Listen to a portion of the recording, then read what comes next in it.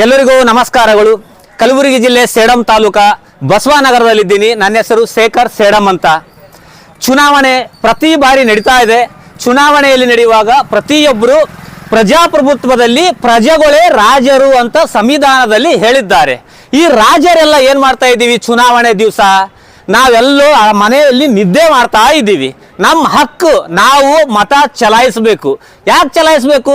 ಈಗ ನೋಡ್ರಿ, ಇಡೀ ಕರ್ನಾಟಕದಾಗ ಎಲ್ಲ ಕಡೆ 50% 60% ಅಷ್ಟೇ ಓಟ್ ಆಗ್ಲತ್ತದ.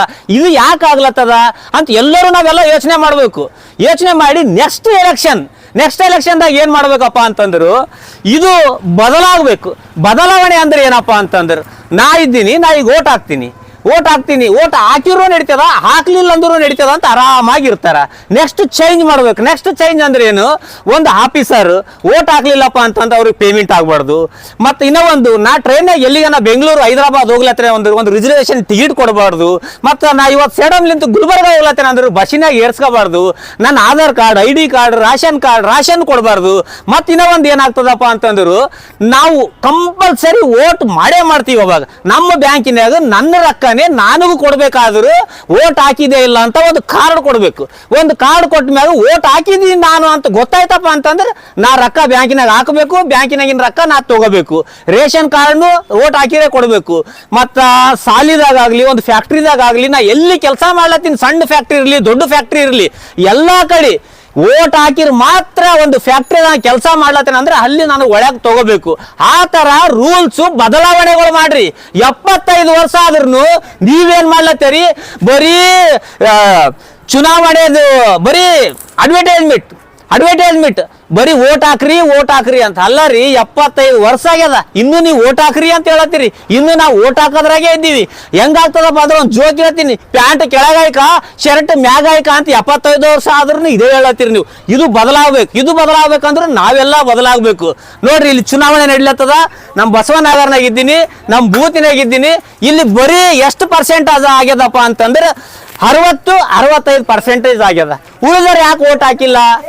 ಅಲ್ರಿ, ಕೂಲಿ ಕಾರ್ಮಿಕರು ಕೆಲಸ ಮಾಡೋರು ಓಟ್ ಹಾಕ್ತಾರ, ಮತ್ತ ಎಲ್ಲ ಪಕ್ಷದ ಓಡಾಡೋರು ಓಟ್ ಹಾಕ್ತಾರ. 1,50,000 1,20,000 ಸರ್ಕಾರ ಕೆಲಸ ಮಾಡೋರು ಇಂಥ ಟೈಮ್ನಾಗು ಗಂಡ ಹೆಂಡತಿ ಹೋಗಿ ರೆಸಾರ್ಟ್ನಾಗು ಬೇರೆ ಕಡೆ ಟೂರ್ ಹೊಡೆದು ಮೋಜ್ ಮಸ್ತಿ ಮಾಡ್ತಾರ. ಪ್ರಜಾಪ್ರಭುತ್ವದಾಗು ಎಲ್ಲಾ ಸವಲತ್ತುಗಳು ತಗೊಂಡಿರ್ತಾರ. ಓಟ್ ಹಾಕ್ಬೇಕಾದ್ರೆ ಅವ್ರಿಗೆ ತ್ರಾಸ ಆಗ್ಲತ್ತದ. ಅದಕ್ಕಾಗಿ ನಾವೇನ್ ಮಾಡ್ಬೇಕು? ಚೇಂಜ್ ಮಾಡ್ಬೇಕು.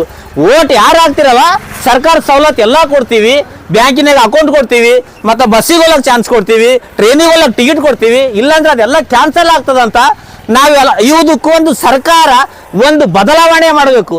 ಆ ಬದಲಾವಣೆ ಮಾಡಿದಾಗ ಏನಾಗ್ತದ, ಯಾರು ಹೋಗಿ ಅವ್ರ ಮನೆಗೆ ಹೋಗಿ ಆಟೋ ತಗೊಂಡು ಕರ್ಕೊಂಬರೋದಿಲ್ಲ, ಬಾರಪ್ಪ ಅನ್ನೋದಿಲ್ಲ. ಅವ್ನು ಬೊಂಬೈ, ಪೂನಾ, ದೆಹಲಿ, ಕಲ್ಕತ್ತಾ, ಹೈದರಾಬಾದ್ ಎಲ್ಲಾದ್ರೂ ಇರಲಿ, ಅವ್ನು ಫಸ್ಟ್ ಬಂದು ಕೇಸಿ ಓಟ್ ಹಾಕೇ ಹಾಕ್ತಾನ. ಆ ಥರ ಜಾಗೃತಿ ಮೂಡಿಸ್ಬೇಕು. 75 ವರ್ಷ ಆದ್ರೂ ಇನ್ನ ಓಟ್ ಹಾಕ್ರಿ ಅಂತ ಜಾಗೃತಿ ಮೂಡಿಸ್ಲತ್ತೀರಿ. ಇದು ಬದಲಾಗಬೇಕು. ನಾ ಯಾಕೆ ಸರ್ಕಾರಕ್ಕೆ ಮೂಡಿಸ್ಲತ್ತೀನಪ್ಪ ಅಂದ್ರೆ, ಸರ್ಕಾರ ಯಾವುದಾದ್ರೂ ಪಕ್ಷದಿರಲಿ, ನೆಕ್ಸ್ಟ್ ಚುನಾವಣೆಗಳು ಯಾವುದೇ ಬರಲಿ, ಈ ಥರ ಒಂದು ಹೊಸ ರೂಲ್ಸ್ ತೊಗೊಂಬರ್ರಿ. ನಾ ಮತ ಚಲಾಯಿಸಿದ್ಮ್ಯಾಗ ನನಗೊಂದು ಕಾರ್ಡ್ ಕೊಡ್ರಿ. ಶೇಖರ್ ಮತ ಚಲಾಯಿಸನ, ಬಸ್ಸಿಗೆ ಹೋಗ್ಬೋದು, ಟ್ರೈನಿಗೆ ಹೋಗ್ಬೋದು, ಫ್ಯಾಕ್ಟ್ರಿ ಕೆಲಸ ಮಾಡ್ಲಿಕ್ಕೂ ಹೋಗ್ಬೋದು, ರಿಸರ್ವೇಷನ್ ಟಿಕೆಟು ತಗೋಬಹುದು, ಮತ್ತು ರೇಷನ್ನು ತಗೋಬಹುದು. ಸರ್ಕಾರದ ಎಲ್ಲ ಸವಲತ್ತು ತಗೋಬೇಕು. ಅಕಸ್ಮಾತ್ ನಾವು ಓಟ್ ಹಾಕಿಲ್ಲ ಅಂತಂದ್ರು ನನಗೆ ಏನೂ ಸವಲತ್ತು ಕೊಡಲ್ಲ ಅಂತ ಈ ತರ ಒಂದು ಹೊಸ ರೂಲ್ಸ್ ಮಾಡ್ರಿ. ಅವಾಗ ಕಂಪಲ್ಸರಿ ಓಟ್ ಆಗ್ತದ. 100% ಆಗ್ತದ, ಇಲ್ಲ 99% ಓಟ್ ಆಗ್ತದಂತ ನಾನು ಸರ್ಕಾರಕ್ಕೆ ಒಂದು ಮನವಿ ಮಾಡಿಕೊಡ್ತಾ ಇದ್ದೀನಿ. ಇಡೀ ನಮ್ಮ ಕರ್ನಾಟಕ ಸರ್ಕಾರದಿಂದ, ಸಮಸ್ತ ಕರ್ನಾಟಕದ ಜನತೆಯಿಂದ ನಾನೊಂದು ಸರ್ಕಾರಕ್ಕೆ ಸಂದೇಶ ಕೊಡ್ತಾ ಇದ್ದೀನಿ. ನೆಕ್ಸ್ಟ್ ಚುನಾವಣೆಯಲ್ಲಿ ಈ ತರ ಬದಲಾವಣೆ ಮಾಡ್ರಿ.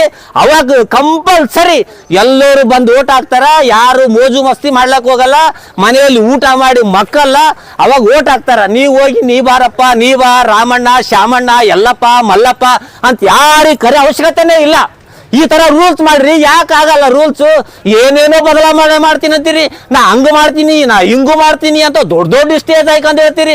ಇದು ಒಂದು ಬದಲಾವಣೆ ಮಾಡ್ರಿ. ಇದು ಒಂದು ಬದಲಾವಣೆ ಮಾಡಿದ್ರೆ ಅಂದ್ರೆ 99% ಓಟ್ ಆಗ್ತದ ಅಂತ ನಾನು ಹೇಳ್ತೀನಿ.